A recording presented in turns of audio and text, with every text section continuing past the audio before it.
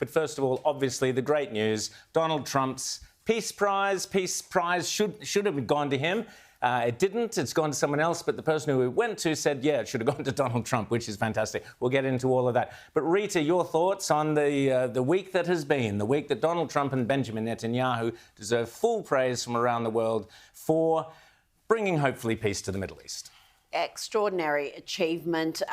Donald Trump winning praise even from some TDS sufferers, which is nice to see. So even some of them have reluctantly given him credit. But this is nothing new. He's done, 7 or 8 peace deals in fairly quick time from Armenia and Azerbaijan, Pakistan, India. Rwanda. Yep. But this was obviously the most difficult and the one where he has really brought in the entire Arab and Muslim world, not just the Arab world, into it. So that he really has been quite artful in how he's put this together. I think special credit should go to Stephen Witkoff, the Middle East special envoy, who, again, copped so much criticism, including from some conservatives who should know better, but they got it done. Sometimes you need to have people who are not traditional politicians or diplomats, because that way hasn't worked. It hasn't worked for decades.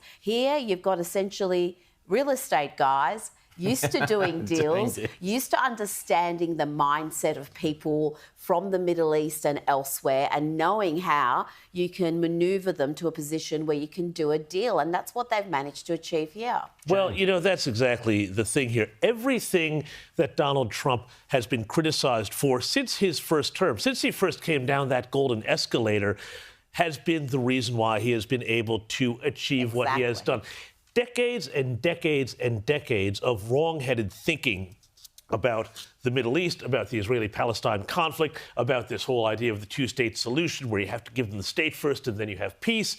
All of that nonsense typified and reified by the Albanese Wong, hey, this was the Penny Wong peace plan nonsense, which we'll talk about in a moment. But everything here about Trump that is contradictory to that foreign policy establishment, the Washington establishment, has been exactly what this needed. And what he did, you mentioned construction, making deals. Absolutely. He started out his career in the 70s and 80s building in New York and New Jersey when it was a lot of tough guys, very similar, probably in, personality and outlook in terms of power politics, let's just say, to some of the people who might have been necessary to speak to if you wanted to get your concrete poured and not wind up in the foundation, if you know what I'm trying to say. But put that aside. The other thing, too, is that he took the whole Iran thing that Obama did, and Obama, his whole, wrecking the Middle East with the Arab Spring and everything else. Why he ever got a peace prize, I have no idea. But the key thing he did, he understood that what you had to do was isolate Hamas from its friends in the Middle East. So he did that with Turkey, who want F-35s. That strike that Netanyahu did on the Hamas guys in Qatar, that was a warning. And if that Middle East base that the U.S. had in Qatar goes, and we don't want to deal with you anymore, that whole country is gone. That whole royal family doesn't exist anymore. Egypt, terrified of the war spilling over into Sinai. All of these different groups that had, in different sort of ways, had relations with Hamas. Hamas was left without any choice, legitimately, literally, an offer they could not refuse because they had no friends left. Nobody else. Iran, of course, out of the game after the strikes on their nuclear program. And he has not gotten enough credit for all of that. For that strike against Iran's nuclear facilities, but also that threatened to blow up into backwards and forward strikes. And remember when he came out and said they've been fighting so long, neither side knows what the F they're doing. And that saw an enduring, thus far, ceasefire between Israel and Iran, because that looked like it was going to get out of control. So that is, again, something that I think, in normal circumstances, a world leader would get enormous credit for. But with Trump, he doesn't. But this is just so monumental, so important that even people who are just so reluctant to give Donald Trump any praise are acknowledging what an incredible achievement this is. Absolutely, but let's also not forget, absolutely 100% kudos to Trump. Let's not forget the role Benjamin Netanyahu and the Israeli Defense Force have played in all of this, because you're right, James and Rita, that Hamas basically lost all their friends. But they lost not only their friends, their friends were defeated militarily. Hezbollah was smashed by Israel.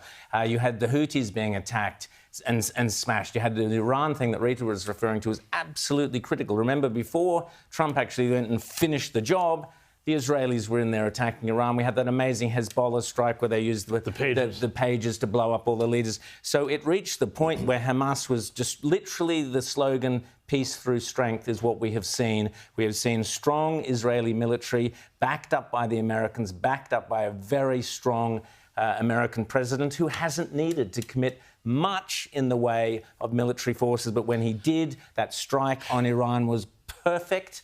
One B-52 sortie, bang, job done. And the rest of the Middle East has gone, whoa, suddenly we're dealing with a whole new paradigm, a strong Israel backed by a strong America, strong military Israel, strong leadership in Israel, strong military America. That is peace through strength. It will completely change the way the Middle East operates. And yet, it's that whole thing, and Trump has said this before in other circumstances, I don't get any credit for it, and it's okay, I never do. And this is the thing, he's not getting any credit for this here.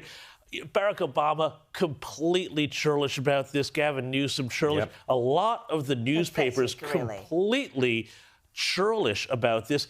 And personally, I think that Barack Obama does not mention Donald Trump's name once in this whole thing. And, of course, it was Barack Obama whose entire foreign policy was about, this is sociopathically stupid, was about reorienting the Middle East so that Iran was the dominant power, not Israel. I mean, this was insanity. And the Biden administration continued that because, of course, Obama was in Washington, living in Washington, basically running White House foreign policy while Joe Biden was getting increasingly jelly-brained as president. and for all of these people on the left, and you see a lot of them, you would think that all the people who are out there had been protesting about end the genocide, end the war, stop this peace in Palestine, would be thrilled that there's a ceasefire. And yet, oddly, no, because what they want to do, they want to keep making it, A, all about themselves, and B, bashing Israel.